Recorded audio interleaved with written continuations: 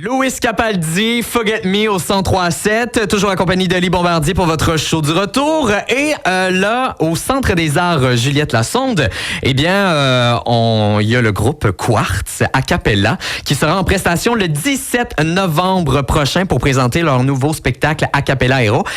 Pour en parler, j'ai avec moi François Potier-Bouchard du groupe Quartz pour y poser bien évidemment des questions, quoi de mieux. Bonjour François. Allô, ça va bien? Ça va super bien. Premièrement, pour les gens qui se demandent, c'est quoi ça, quartz? Ça mange quoi en hiver? Mais je veux savoir, vous êtes qui, le groupe a cappella? On est qui? Ça le dit, c'est a cappella. Donc, la règle d'or, c'est qu'il n'y a pas d'instrument. C'est la définition de a cappella. Mm-hmm. On est 4 gars qui chantons sans instrument de musique. Mais ça, c'est pas la fin en soi, parce que sinon, ça serait plate. Après 10 minutes, on aurait fait le tour. Ouais. Nous, il y a une dizaine d'années, on a fait la rencontre de Serge Postigo, qui est notre metteur en scène, et qui nous a vraiment amené à faire des sketchs, à faire des concepts. Il y a beaucoup d'humour dans ce qu'on fait. Il y a des chorégraphies, il y a des niaiseries, il y a toutes sortes d'affaires. Donc, c'est un espèce de show de variété où on va dans toutes les directions émotionnelles avec les gens, mais toujours sans instrument de musique. C'est un peu ça, la description générale des 4 chums de gars qu'on est. Et comment vous êtes rencontrés, les 4 gars? C'était-tu tout à l'école? Habituellement, les groupes, c'est ça. Ah oui, c'est à l'école? Oui. En fait, à la base, il y a eu du mouvement de personnel depuis la fondation du groupe, là, mais à la base, on est 4 anciens petits chanteurs de Trois-Rivières. Donc, on s'est connus dans la cour d'école en 4e année. La photo la plus vieille du band, c'est notre Facebook, c'est dans le sous-sol chez ma mère quand j'étais en 5e année. Okay. Et puis, on a toujours continué à chanter ensemble pour le plaisir. Au début, c'était dans la cour d'école, puis après ça, on a eu les premiers petits contrats professionnels qui ont été aussi, j'appelle l'université. Puis maintenant, c'est notre job à temps plein. Mais à la base, c'est vraiment, ça fait 25 ans qu'on se connaît. Là, on est vraiment des amis d'enfance. Mais c'était à cappella. Quand vous êtes quand vous regroupez là, au secondaire, il n'y avait pas d'instrument, là. C'était déjà à cappella. On a eu la chance qu'on était petits d'avoir une bonne formation musicale assez solide quand on était tout jeune. Donc déjà, là, en 5e année, on était capable de chanter dans le cours d'école, pas d'instrument, avec des petites harmonies vocales, puis ça ait du bon sens. Évidemment, ça sonnait pas aussi bien que maintenant. On a développé notre métier, notre expertise, mais ouais, déjà au secondaire, on était cool parce qu'on chantait a cappella où se cache Carmen Sandiego. Puis, oui, parce que c'est lui qui fait votre mise en scène. C'est pas mise en scène, mais c'est lui qui vous a comme un peu dirigé vers où? C'est où qui vous a emmené? C'est quoi qui vous a donné de plus? Serge, écoute, lui, en fait, on cherchait un metteur en scène là, à la base quand on a réalisé que c'était pas une fin en soi de juste chanter, même si c'était pas impressionnant. Là, on voulait faire un show et puis on se demandait c'est qui au Québec qui serait le meilleur pour faire notre mise en scène. Puis on regardait, puis on voyait ce que Serge faisait avec les comédies musicales, avec l'humour. On s'est dit c'est vraiment le gars que ça nous prend. On a vraiment appelé son agent il y a une dizaine d'années et puis on a réussi à convaincre son agent de nous c'était un souper avec lui. Puis on a jasé, on l'a convaincu de faire une répétition juste pour le fun, pour essayer. Puis ça a été, je pense, un coup de foudre mutuel artistique. Puis depuis ce temps-là, on travaille ensemble. Puis c'est notre 4e show avec lui, en fait. Votre 4e show. C'était vraiment l'homme de l'heure. Mais pour vrai, j'avais quand même les auditeurs à aller voir parce que vous êtes... on peut voir beaucoup de vidéos de vous sur les réseaux sociaux, mais sur YouTube aussi, c'est vraiment quelque chose à voir. Là.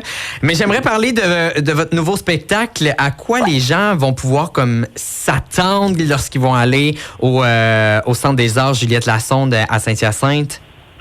À être surpris, j'espère. Ça s'appelle A cappella héros. Ouais. C'est notre 4e show, donc on se demandait là où est-ce qu'on va, dans quelle direction on va. Puis nous, ce qu'on aime faire, c'est développer souvent des numéros concepts. Puis A cappella Hero, c'est le numéro central du spectacle qu'on fait en plein milieu, qui est inspiré de Guitar Hero et Dance Dance Revolution, ce genre de jeu-là, où est-ce qu'on est un peu prisonnier du jeu.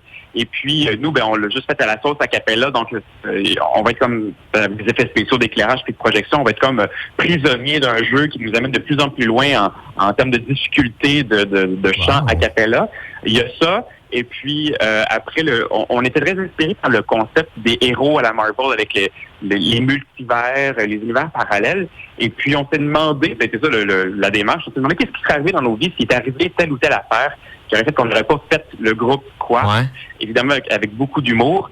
Donc, on s'est demandé qu'est-ce qui serait arrivé à Fadeux, notre basse, qui n'avait pas eu de cheveux, c'est-à-dire qui n'a pas de cheveux, s'il y avait eu des cheveux, et puis clairement, il aurait fondé un groupe de métal. Qu'est-ce qui serait arrivé à Philippe s'il était resté à Ottawa, là où il a fait ses études en musique? On s'est dit, il serait sûrement devenu une star canadienne du country. Donc, ça a été des prétextes pour faire a cappella des compositions originales vraiment particulièrement niaiseuses de country, de métal, de musique new age, toutes sortes d'affaires.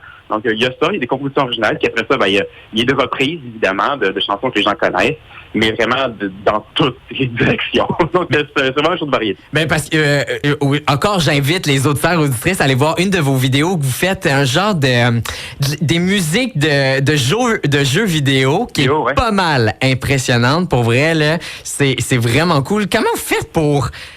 Tu sais, tous les concepts que vous sortez, là, ça sort de... Est-ce que ça sort juste de Serge ou... Tu sais, mettons, c'est sûr, vous vous regroupez, là, puis vous dites, hey, c'est quoi qu'on fait? C'est quoi les tendances? Des fois, c'est difficile de trouver, d'aller chercher la curiosité des auditeurs, du nouveau?